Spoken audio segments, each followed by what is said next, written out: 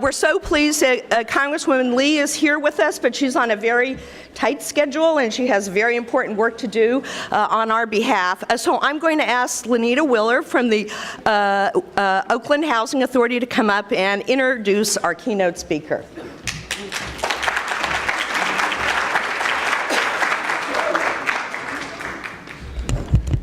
Good morning. My name is Lenita Wheeler, and I am the Director of Family and Community Partnerships for the Oakland Housing Authority, which is located in the heart of the 13th Congressional District and home to Congresswoman Barbara Lee.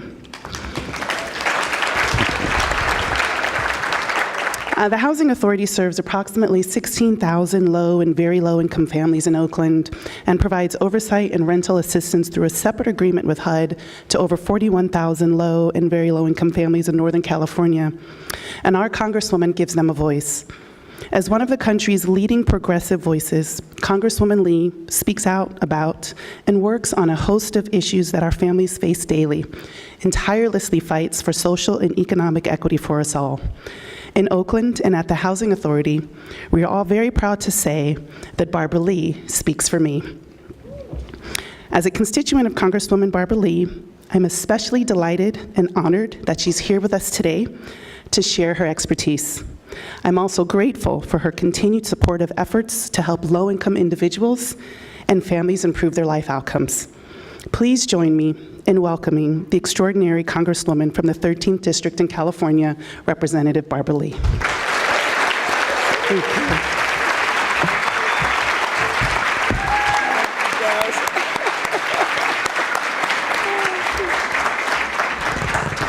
you. Well, good morning.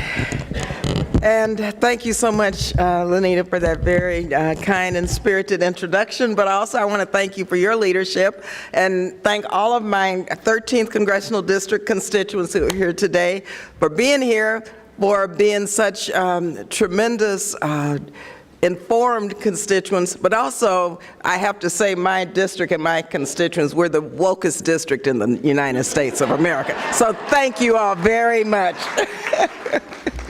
So let me thank the Council for large public housing authorities. Thank all of you, our board, just everyone who's here today, for inviting me to speak, but also for really discussing these new bold ideas in terms of sort of the intersectionality between health care and housing and poverty and all of the quality of life issues that you address each and every day. I certainly believe that housing should be a basic human right, but so should health care, and so should all of well, education. You know, all the basics in life should be human rights, and whenever they're violated, we have to take a stand and do more. And when you look at childhood poverty, it really is at the heart of who we are as a nation.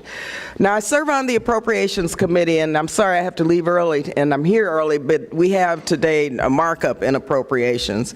And I also chair the Majority Leaders Task Force on Poverty and Opportunity.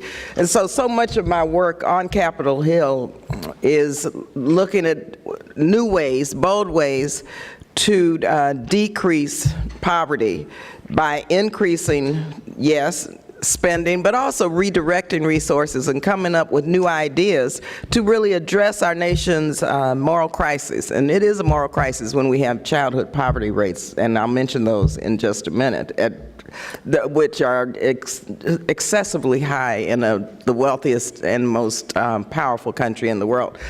Earlier, I was pleased to see the National Academy of Sciences release their landmark child poverty study.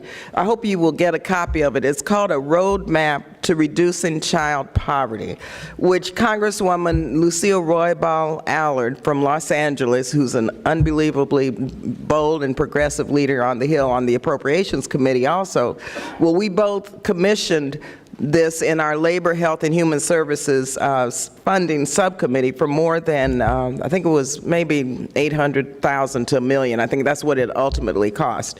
But This was a bipartisan group of individuals at the National Academy of Sciences who came together to look at childhood poverty.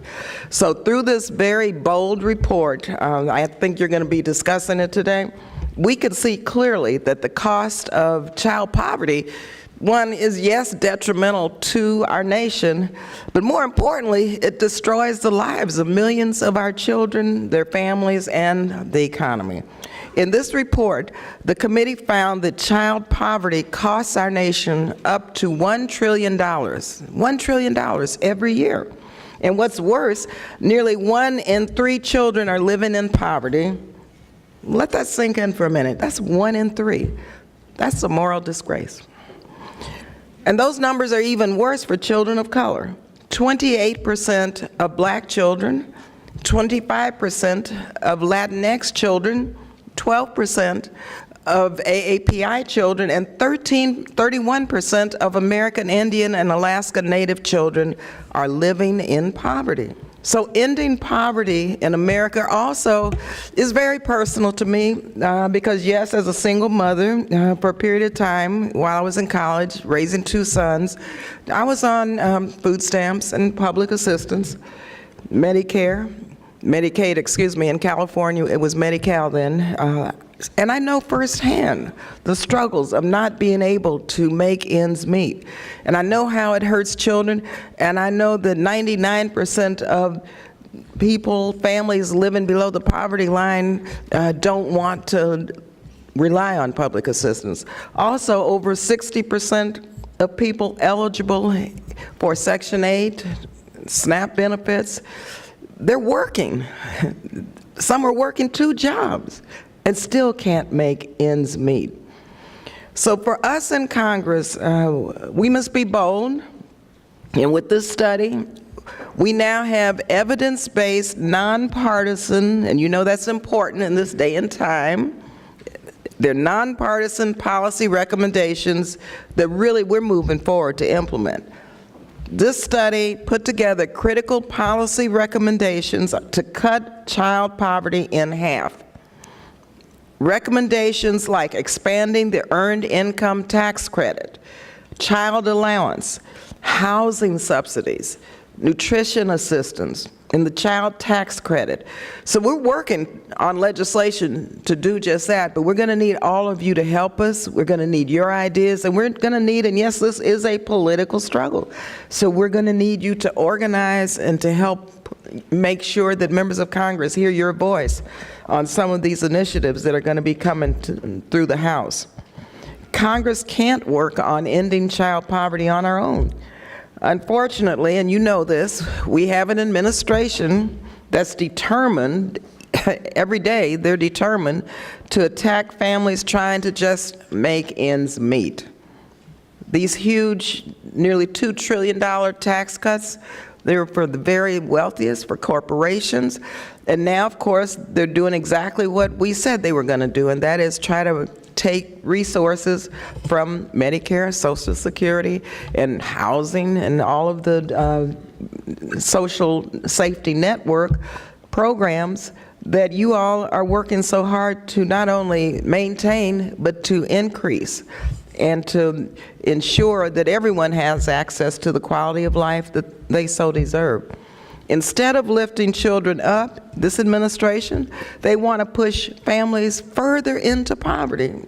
The administration, you just look at their budget, federal budget for 2020. Trump slashes funding, mind you, for critical housing and nutrition assistance. They slash funding for everything that we care about, that we know helps so many families keep a roof over their heads and put food on their table and reduce poverty rates. How shameful. Again, in the wealthiest and most powerful country in the world, this is what is taking place.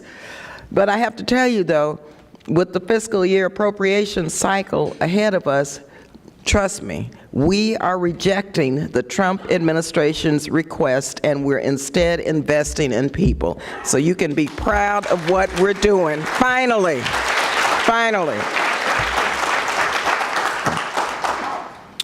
I sit on the Labor, Health, and Human Services Subcommittee, and we just went through negotiating and marking up our bill last week. And we put almost $12 billion, mind you, $12 billion more in funding that was in the fiscal 19 budget. So it has large increases, and you need to look at this very carefully, but they're large increases to child care, to Head Start, public education, and health programs.